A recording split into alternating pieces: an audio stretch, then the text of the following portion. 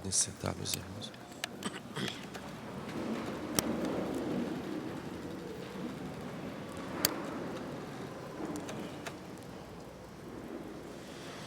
Pentecostes para nós é um dom nessa liturgia belíssima que a igreja tem nesse dia e que depois se estende a toda a semana. Temos uma oitava, as grandes festas na igreja são celebradas durante 8 dias. Temos a oitava de Natal, oitava de Páscoa e a oitava de Pentecostes. Portanto, a festa é grande, né? Pentecostes é um dom que se realiza na liturgia, que se realiza na vida também de cada um de nós e na vida da igreja. Isso vem do Monte Sinai. Primeiro, os judeus celebravam Pentecostes rememorando a lei, sobretudo os 10 mandamentos. Jesus vem trazer a nova lei, que não destrói a lei passada, mas corrobora e aperfeiçoa. Não vim destruir a lei e os profetas, mas vim completá-la. E nesta nova aliança, Jesus Cristo vem, através de sua morte na cruz, completar a lei antiga e trazer uma nova e eterna aliança, selada pelo sangue dele. E Pentecostes vem nos mostrar esta aliança de modo bem claro, não só para nós, mas para o mundo inteiro. E Pentecostes se realiza não apenas naquele dia, lá no cenáculo, mas se realiza na igreja e na vida de cada um de nós. Vejamos em primeiro lugar o que aconteceu naquele dia. Estavam os apóstolos reunidos no cenáculo, a pedido do próprio Jesus: não vos afasteis de Jerusalém, mas ficai aqui até receberdes a força do alto, o Espírito que eu vos enviarei do Pai. Ficai em Jerusalém. E permaneceram aqueles 10 dias depois da ascensão, reunidos no cenáculo, em companhia da Virgem Maria e em oração. No final desse tempo, ali pela hora de Tércia, tradicionalmente se diz às 9 da manhã, estando as portas fechadas, um vento impetuoso penetrou. E ficaram todos cheios do Espírito Santo, que apareceu em forma de línguas de fogo e pousou sobre cada um deles. Estavam ali os 11 apóstolos, os discípulos, com Maria. Eram cerca de 120 pessoas. E cheios do Espírito Santo, se encheram também de alegria e de força, compreenderam todas as coisas que Jesus havia dito e começaram a proclamar as maravilhas de Deus. Abriram as portas e, movidos por aquele acontecimento que foi estrondoso, muita gente foi à porta do cenáculo. Jerusalém estava empolvorosa com tudo aquilo. Realmente foi algo extraordinário para se encher de tanta gente. Quando os Atos dos Apóstolos falam que os apóstolos batizaram, depois da pregação de Pedro, 3.000 pessoas, mostra exatamente quanta gente havia lá diante daquele cenáculo. E Pedro tomou a palavra como chefe da igreja e começou a pregar, chamando a atenção, inclusive, do pecado daqueles homens. Perguntaram então o que fazer. E Pedro disse que se arrependam dos pecados e sejam batizados. E assim aconteceu. Como eu disse, houve 3.000 pessoas que entraram na igreja naquele dia. Que efeitos ocorreram nos apóstolos naquela ocasião e nos discípulos? Primeiro, o entendimento da verdade. Jesus diz: o Espírito Santo que eu vos enviarei do Pai, vos ensinará todas as coisas e vos fará compreender.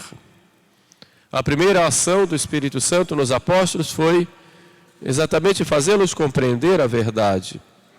Compreender quem era o Messias, que não era um chefe político, como alguns pensavam, que não era um rei aos moldes mundanos, que viesse trazer Israel ao seu esplendor antigo, mas que era um Salvador, e que esse Salvador da humanidade vinha para reunir os filhos de Deus dispersos pelo mundo inteiro. Os filhos que entrariam na igreja, aqueles que Deus predestinou. Compreenderiam também que para haver a salvação era necessário passar pela morte, pela paixão e morte da cruz. Compreenderam a grande verdade da ressurreição e da glória.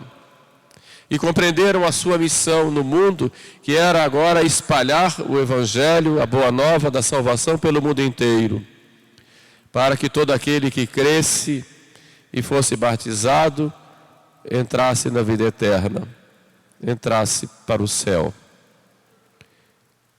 Acreditaram e creram nisso e compreenderam. Por isso começaram a pregar e a falar. O segundo efeito foi a fortaleza. Ficaram homens fortes, estavam cheios de medo, com medo dos judeus, as portas fechadas. E de repente abriram as portas e começaram a falar abertamente. E começaram a chamar a atenção dos judeus que haviam matado Jesus. Essa virtude da fortaleza era uma fortaleza para suportar todas as perseguições que ocorressem. E os apóstolos todos suportaram. Os primeiros discípulos de Cristo, sobretudo naqueles três primeiros séculos, deram a vida por nosso Senhor. Quanto sangue derramado pela fé. E tudo isso foi a força do Espírito Santo, dada no dia de Pentecostes. Mas também uma força, não só para o martírio, porém para saírem por toda parte, corajosamente, falando do Evangelho, sem medo algum. Com essa vontade grandiosa de salvar as almas, de trazer as pessoas para Deus no seu Filho Jesus. Essa fortaleza tão necessária nos dias de hoje, ela ocorreu nos apóstolos e ocorre na igreja. Receberam também o Espírito Santo em forma de línguas de fogo. Línguas de fogo que se expressou depois pelo dom das línguas, que expressa a missionariedade da igreja. A igreja é para todos os homens. Pentecostes é o oposto de Babel. Enquanto em Babel as línguas se confundiram e os homens terminaram se espalhando, formando famílias e nações, devido às suas línguas e às suas culturas que foram se formando, numa confusão, a palavra Babel realmente significa confusão. Agora, o Espírito Santo reúne todos em diversas línguas.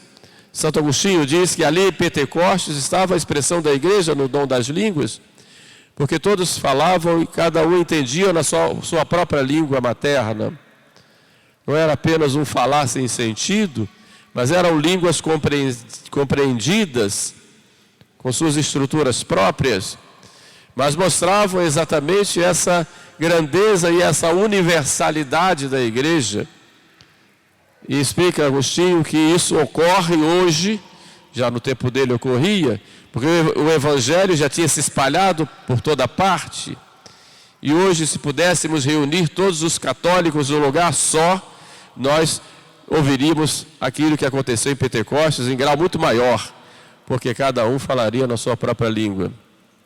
A gente vê isso lá em Roma, por exemplo, na Praça de São Pedro, quando estamos esperando lá o Papa aparecer na janela para o Ângelus, né? Quantas línguas, né? Tantas línguas, do lado, na frente, atrás. Mas quando o Papa vem e se apresenta, a gente vê que uma língua só acontece, que é a língua da fé, a língua da igreja.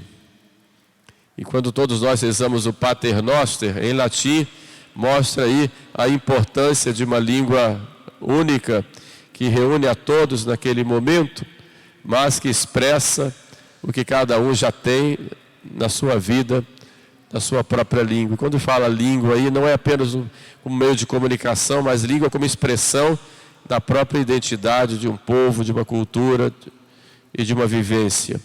E é exatamente isso que o Espírito Santo faz lá, coloca todos compreendendo numa língua só as grandezas de Deus. Essa foi a grande graça que o Espírito Santo trouxe aos discípulos de Cristo, aos apóstolos, com o dom das línguas. O Espírito Santo também lhes deu discernimento para julgarem. Os apóstolos logo começam a julgar. Vocês erraram. Vocês condenaram o inocente. São Paulo vai dizer depois: examinai tudo e ficai com o que é bom. Os apóstolos enfrentariam diversos povos com religiões distintas, com cultos pagãos diversos, com culturas diversas, e ali precisavam discernir para colocar o Evangelho. Isso só o Espírito Santo pode fazer. Senão nós nos perdemos, ou nos paganizamos, ou nos impomos sem amor. Por isso a necessidade do julgamento. Isso que aconteceu com os apóstolos acontece também conosco quando nós recebemos o Espírito Santo. Recebemos no nosso batismo, recebemos na nossa crisma de modo pleno com os 7 dons e recebemos em cada confissão que nós fazemos. E estamos com o Espírito Santo quando estamos em estado de graça. Portanto, o Espírito Santo está em nós, somos templos do Espírito Santo. Por isso devemos buscar, com a igreja, compreender a verdade, aquilo que Deus quer de nós. Sobretudo, temos um compromisso com a doutrina, com a fé, com aquilo que a igreja nos ensina, que vem dos apóstolos até hoje. Esse compromisso com o magistério que nos traz a Sagrada Escritura e a tradição da igreja.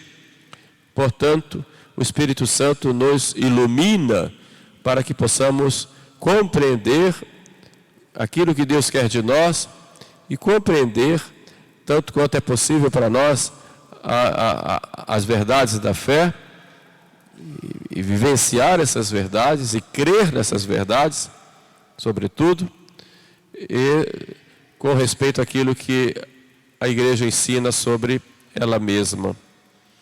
A fortaleza tão necessária nos dias de hoje. Se tivermos que pedir um dom, e devemos pedir todos os dons ao Espírito Santo, deveríamos pedir, sobretudo, o dom da fortaleza. Em tempos tão difíceis e de tantas perseguições, seja por fora da igreja, seja dentro, precisamos muito desse dom. O dom da fortaleza que nos leva a suportar com paciência tantas afrontas que sofremos por causa da fé, por causa de Cristo e por causa da sua igreja. Mas também o dom da fortaleza que nos leva a sofrer as nossas próprias limitações e dificuldades e fragilidades. O dom da fortaleza que nos leva a nos levantarmos sempre quando nós caímos. Mas o dom da fortaleza que nos leva a sofrer por causa da fé. Porém, esse dom deve nos levar a irmos em frente com vontade de servir a nosso Senhor, de espalhar nosso Senhor por toda parte, de irmos ao encontro do paganismo que impera e com coragem expressarmos o que Deus quer de nós, falarmos de Deus e levarmos a doutrina da igreja por toda parte. E isso exige de nós esse dom da fortaleza. Mas dom da fortaleza também para resistir às tentações do diabo, do mundo que nos abala e nos envolve, e da nossa própria carne revoltada por causa do pecado original, para que tenhamos o verdadeiro equilíbrio, a verdadeira ordem que Deus quer de nós. Precisamos desse dom da fortaleza. O Espírito Santo fala em línguas, e línguas ali aparecem em forma de línguas de fogo. Isso nos impele a professarmos a nossa fé abertamente, não com vaidade, não com arrogância, não nos impondo uns aos outros, mas com amor e firmeza, com coragem. Essas línguas de fogo nos mostram exatamente isso. Esse dom das línguas foi dado para a edificação, e são dons extraordinários. Mas nesse sentido, que nós nos entendemos, do ponto de vista contínuo, é o dom da profissão de fé. Também o discernimento, temos que ter discernimento das coisas. Eu tenho que dizer discernir o que é certo e o que é errado. Se alguém me pergunta, por exemplo, o aborto é pecado? Sim, mas você não pode julgar uma mulher, não pode julgar uma pessoa. A intenção da pessoa eu não posso julgar. Mas o erro eu posso julgar. Quem é você para julgar? Eu posso. Posso julgar o erro. Posso dizer que isso é certo ou isso é errado? Essa capacidade eu tenho de julgamento. A ideologia de gênero, fica a escolha de cada um. Está errado. Quem é você para julgar? Posso julgar. Deus me deu discernimento para isso. Mas Cristo não disse, não julgueis e não sereis julgados? Sim. Santo Agostinho diz, não julgueis as intenções. E eu não posso fazer juízo temerário, sem fundamento. Mas eu posso julgar. Se eu perder a capacidade de julgar as coisas, eu perdi a capacidade de discernimento. Quando eu escolho uma coisa e rejeito outra, não estou julgando. E o próprio Cristo me diz que eu posso julgar em outro momento. São Paulo diz, julgai tudo, escolhei o que é bom. O próprio São Paulo condena o povo de Corinto porque não expulsou da comunidade um incestuoso que estava dando escândalo. E São Paulo diz, eu o julguei e o lancei à mão de Satanás para que ele se converta no último dia. Então por que não podemos julgar? Quem sou eu para julgar? Muitas vezes disse. Não podemos julgar das intenções, mas dos atos. O que é certo, o que é errado. Quando diz Jesus, seja o vosso falar, sim, sim, não, não, o que vem fora disso vai do maligno, que é isso se não fazer um julgamento. Portanto, temos que julgar o que é bom, tendo como fundamento os ensinamentos de Cristo e da igreja, e escolher o que é bom. Repito, não podemos fazer juízo temerário, isso é pecado. Juízo sem fundamento, isso é pecado. Julgar as intenções das pessoas, as consciências, também isso não pode. Só Deus conhece o coração de cada um, a consciência, como se diz. Porém, o fato, temos que dizer que é errado. E quando a igreja parar de expressar a verdade e condenar o erro, ela deixa de ser igreja. E, na verdade, Cristo fez isso o tempo todo, chamando a atenção daqueles que estavam no erro, mas elevando aqueles que tinham algum sentido de verdade, ou aqueles que estavam exatamente abertos à verdade. Temos isso, por exemplo, no encontro com a samaritana e com outros. Portanto, Nicodemos é outro exemplo. Portanto, o Espírito Santo deu aos apóstolos essa capacidade de discernir e nos dá também. Façamos com humildade, sem arrogância e sem orgulho. Porque é aí que está o nosso erro, quando nos achamos melhores do que os outros. Pela graça de Deus, somos o que somos. Parafraseando São Paulo. Como é a presença do Espírito Santo em nós? O Espírito Santo, como eu disse, vem no batismo. Fomos batizados no Espírito Santo. E nos tornamos templos de Deus. Na cerimônia do batismo, o padre sopra sobre a criança e diz, ex habeo imunda spiritus, ed alocum Spiritus Santo Paráclito. Sai dele espírito imundo e dá lugar ao Espírito Santo. E no momento do batismo, nós nos tornamos templos dele. pela graça. Na crisma, na confirmação, vem a plenitude dos dons. E assim o Espírito Santo vai agindo em cada sacramento. Quando o padre impõe as mãos nas oblatas no altar, está exatamente pedindo que o Espírito Santo venha e faça ali a consagração. Na absolvição, é o Espírito Santo que vai, com a sua graça, para que haja o perdão dos pecados e a reconciliação da alma com Deus e com a igreja. É o Espírito Santo que vai unir o casal no sacramento do matrimônio. E o Espírito Santo quem vem sobre um diácono, vem sobre um sacerdote ordenado e vem na plenitude diante de um bispo, sobre um bispo na sua ordenação. É o Espírito Santo agindo nos sacramentos. Mas quais são as condições para nós recebermos o Espírito Santo? Queremos tanto o Espírito Santo em nós. Quais são as condições para ele permanecer em nós? Vejamos como estavam os apóstolos. Estavam lá unidos em oração com Maria, mãe de Jesus. Daí nós vemos 3 condições para que o Espírito Santo venha a nós.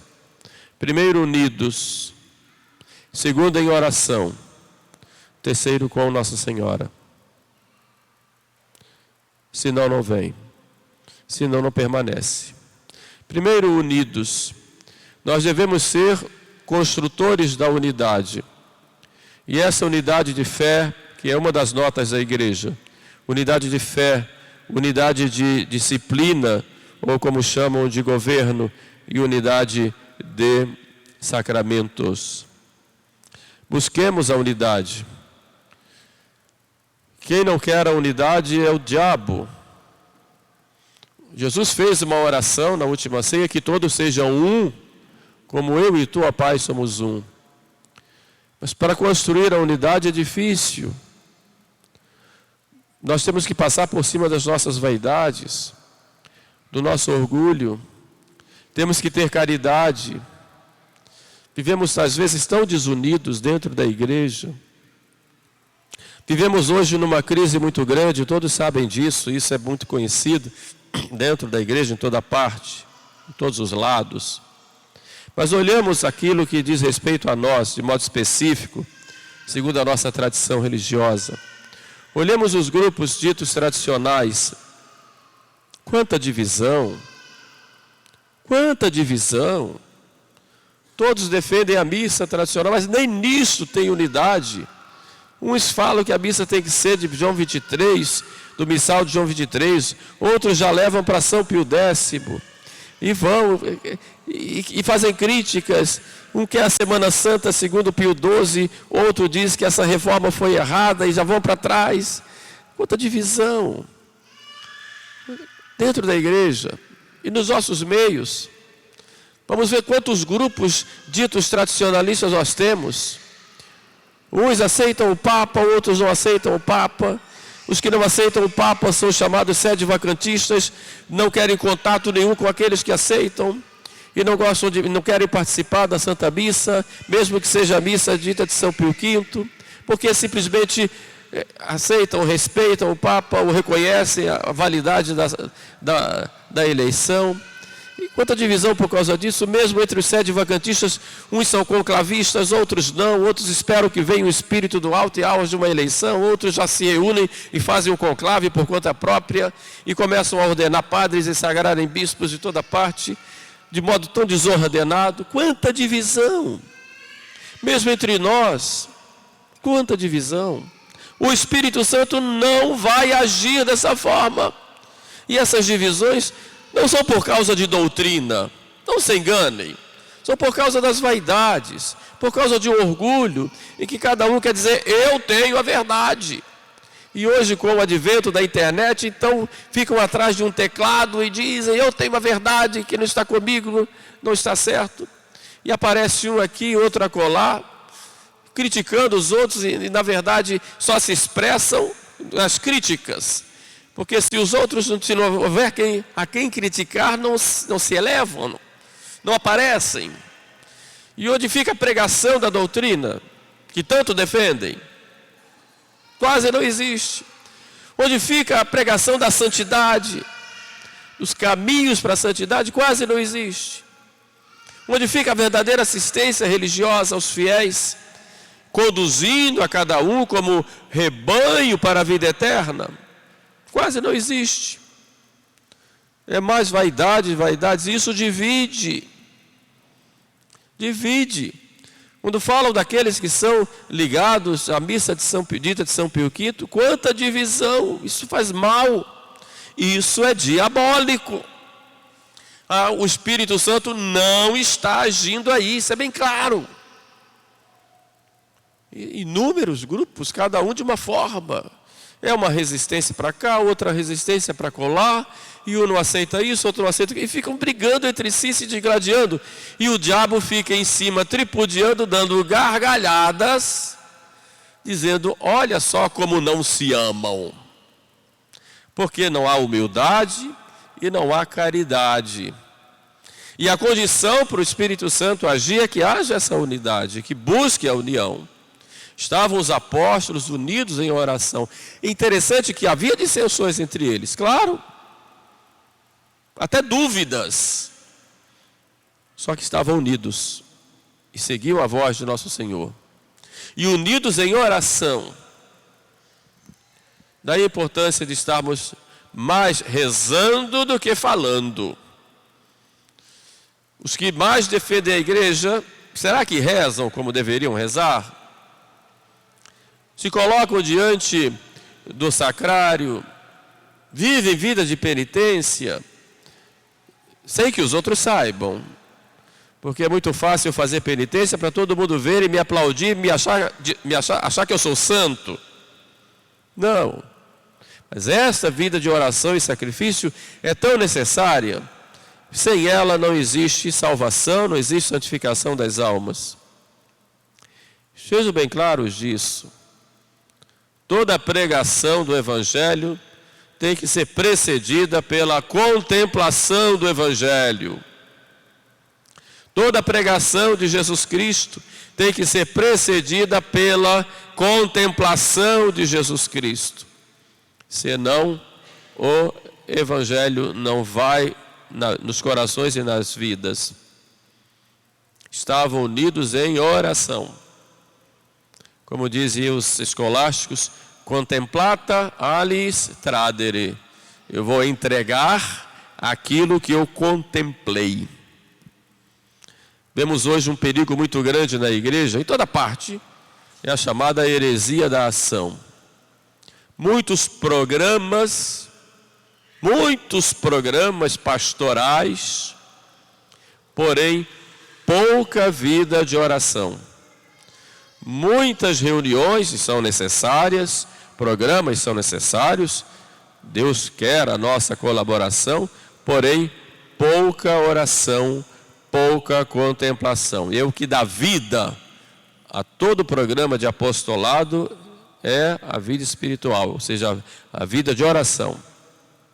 Os apóstolos estavam unidos em oração, mas estavam com Nossa Senhora, porque a igreja caminha com Nossa Senhora. Ela é a mãe da igreja. Ela é que nos inspira, nos protege, nos guarda, nos defende, e é quem está conosco. É sob o olhar de Maria que a igreja caminha. Ela é a plenitude da realização da igreja.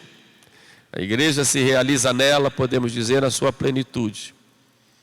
Por isso ela foi coroada no céu como rainha, porque ali está em Maria a igreja, não só a mãe da igreja, mas a própria igreja já na plenitude, com a verdade, com os seus dons, enfim, a igreja como tal.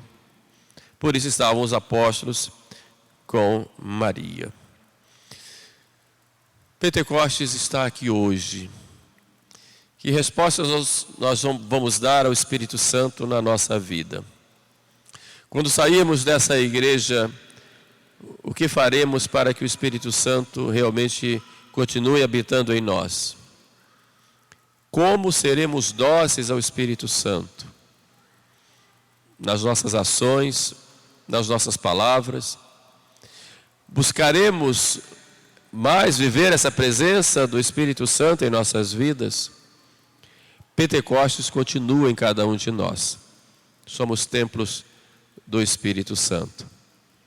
Vivamos essa plenitude para que possamos, dóceis a Ele, alcançarmos a santidade. Amém.